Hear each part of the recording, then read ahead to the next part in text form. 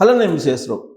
Trump తాజాగా తీసుకున్నటువంటి నిర్ణయం కారణంగా అమెరికాలో ఉండేటువంటి మన ఎన్ఆర్ఐ పిల్లలు సుమారుగా 1,30,000 మంది తిరిగి మళ్ళా ఇండియాకి రావాల్సినటువంటి పరిస్థితి ఏర్పడింది అనేది వినిపిస్తోంది.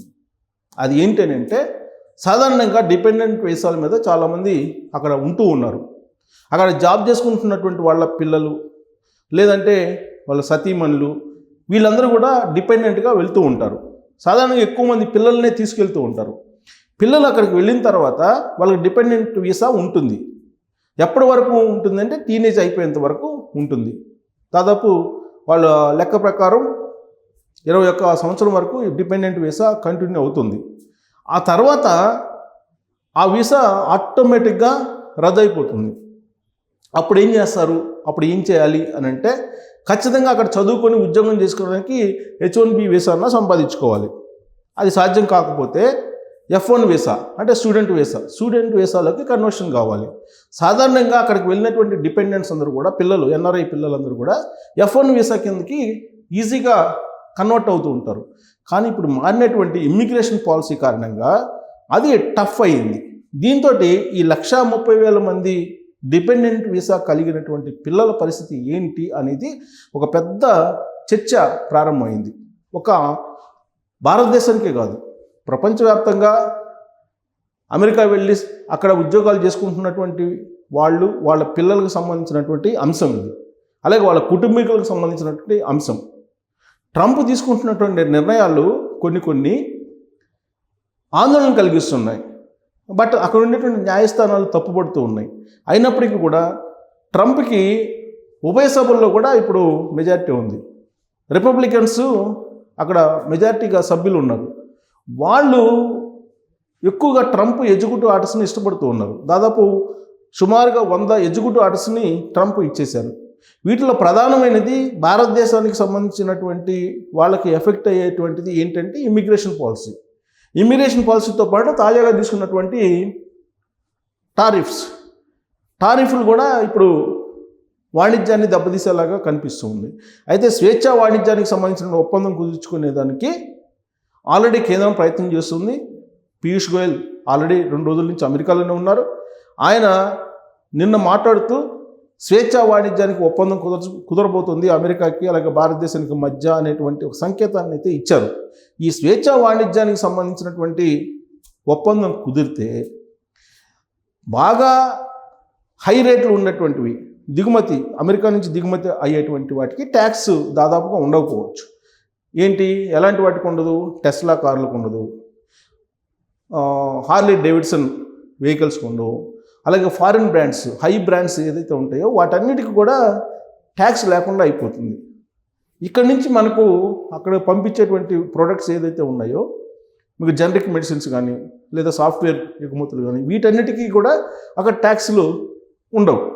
అంటే స్వేచ్ఛా వాణిజ్యం అంటే వాళ్ళు మన వస్తువుల మీద ట్యాక్స్ వేయరు, మనం వాళ్ళ వస్తువుల మీద ట్యాక్స్ వేయం. ఇది స్వేచ్ఛా వాణిజ్యానికి సంబంధించినటువంటి స్థూలమైనటువంటి అభిప్రాయం. కొన్ని వస్తువులకు వేయచ్చు, కొన్ని వస్తువులకు వేయకపోవచ్చు. అయితే నామినల్గా ఉంటాయి స్వేచ్ఛా వాణిజ్యం అంటే. మరి ఆ ఒప్పందం జరిగితే భారతదేశానికి మేలు అనేది ఆర్థికవేత్తలు చెప్తూ ఉన్నారు. మరి ఆ ఒప్పందం జరిగేటువంటి అవకాశం ఉంది అని అంటున్నారు. బట్ ట్రంప్ వాళ్ళకని చూస్తే కనుక చైనా మీద ట్యాక్స్ వేశారు. చైనాతోటి వార్ రెడీ అయిపోయింది.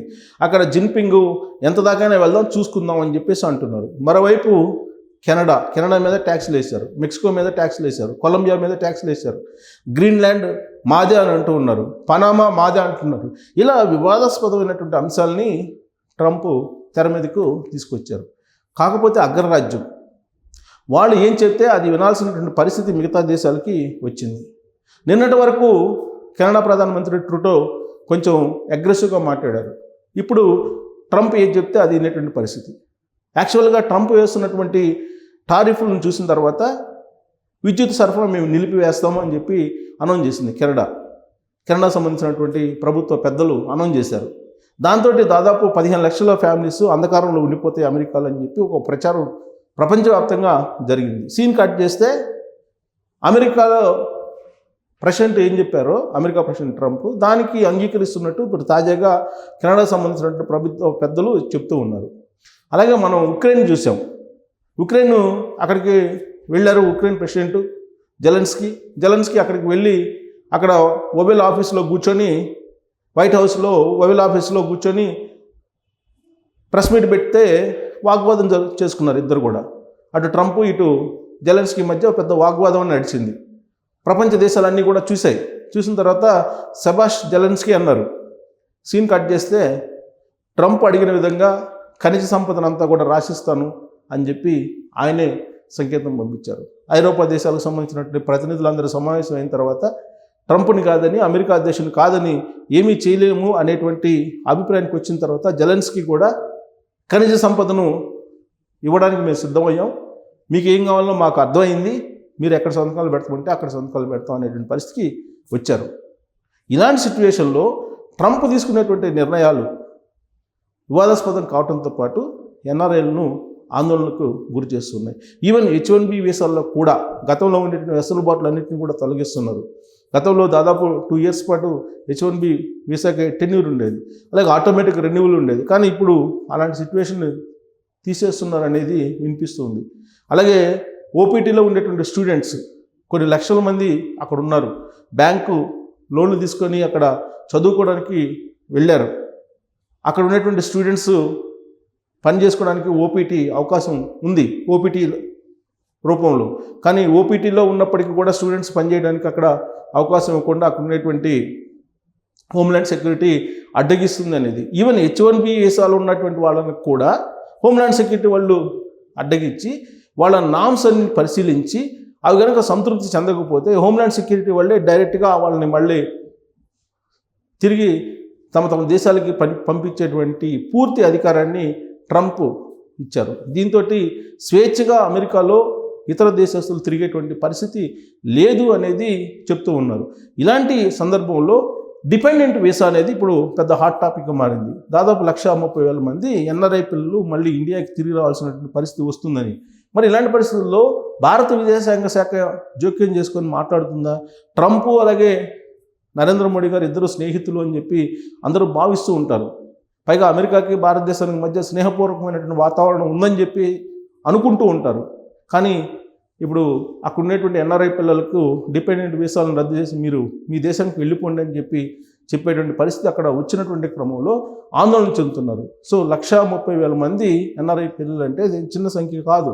ఆ ఫ్యామిలీలన్నీ కూడా ఇప్పుడు వాళ్ళ పిల్లల్ని ఇక్కడ పంపించాల్సినటువంటి పరిస్థితి ఉంది అని చెప్పి ఇప్పుడు ఒక చర్చ అయితే జరుగుతూ ఉంది.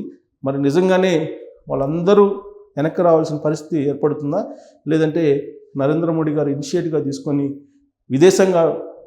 భారత విదేశాంగ మంత్రులు అక్కడికి వెళ్ళి సంప్రదింపులు జరిపి దానికి ఫుల్ స్టాప్ పెడతారా, లేదంటే ట్రంప్ ఇప్పుడున్నటువంటి పరిస్థితుల్లో ఎక్కడ కూడా ఏ దేశంతో కూడా రాజీ పడే పరిస్థితి కనిపించట్లేదు.